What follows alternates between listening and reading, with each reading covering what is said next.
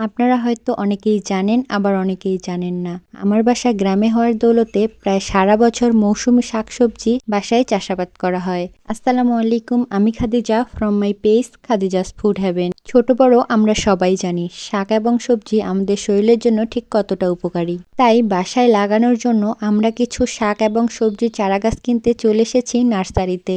প্রথমেই আমি এবং আমার আব্বু পুরো নার্সারিটা ঘুরে ঘুরে দেখতেছিলাম। আর শুরুতেই আমাদের চোখে পড়লো এখানে প্রায় অনেকটা জায়গা জুড়ে পেঁপে গাছ লাগানো হয়েছে। আর তারপর আমি দেখলাম এখানে কয়েকটা মালটার গাছে এত পরিমাণ মালটা ধরেছে যেটা বলার বাইরে।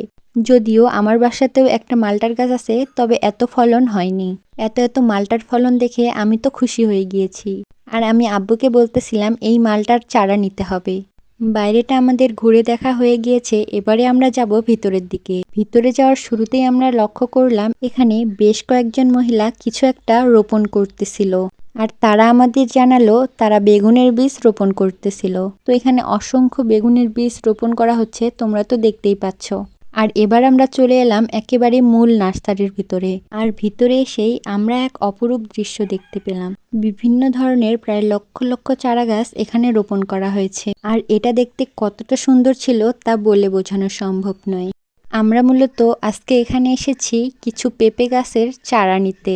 আমরা আমাদের প্রয়োজন মতো কয়েকটি সবজি পেঁপে চারা ও কয়েকটি মিষ্টি পেঁপে চারা কিনে নিলাম। পরবর্তীতে আবারও আসবো ইনশাল্লাহ আরও কিছু চারা গাছ নিতে। সবশেষে বাপ বেটিতে রওনা দিলাম বাসার পথে। পুরো ভিডিওটি কেমন লাগলো কমেন্ট করে জানাবেন। আল্লাহ হাফেজ।